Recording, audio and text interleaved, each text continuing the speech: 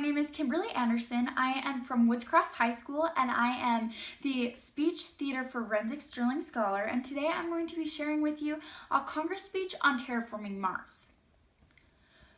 Budgeting and debt are two words that we think of when we think of money, but we don't necessarily bring those two words together when we talk about our government, because our government has a substantial and rising debt that is almost $20 trillion. I stand in firm negation for three main reasons. First, because of funding, second, because of jurisdiction, and third, because of problems with space travel. So my first point is the funding. We have a bill that says we have a timeline of 100 years to fund the private sector space program, but it does not say how much money or what department this is coming from. So we could potentially have an unlimited amount of money from an unknown source, which could be detrimental to our current economy, as well as we're dealing with the private sector. The government has no stance to step in with the private sector because they are private for a reason.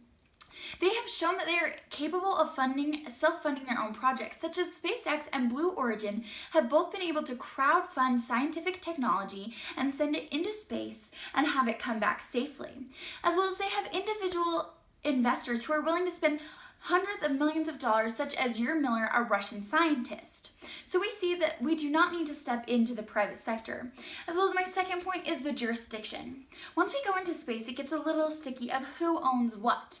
And that's why we have to look at the 1967 Space Treaty, which states that no country can gain sovereignty of a celestial body, including a planet, a moon, or an asteroid, which would include terraforming or colonizing Mars.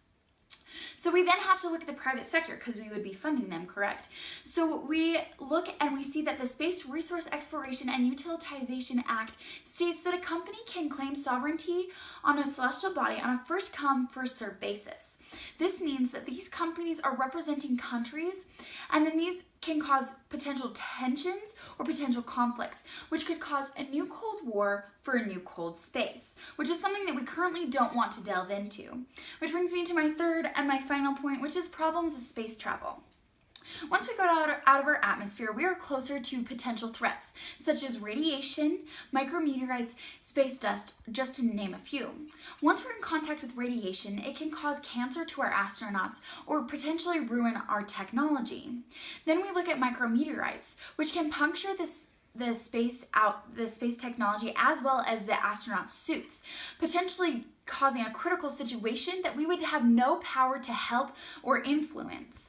And then we have space dust, which could interfere with our technology and our communications, thus causing a disconnect and severely hurting the way we interact.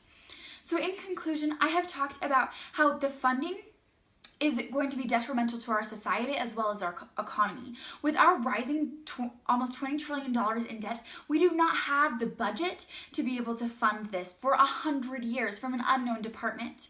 We look at jurisdiction. This could cause great tensions that could be similar to the Cold War, which we are still trying to recover with our relations with Russia to this day. As well as my final point was problems with space travel. And we see that it is too dangerous for us to send technology as well as astronauts, risking years and years of research just to have no return. So I urge you to vote in negation. And I thank you for your time.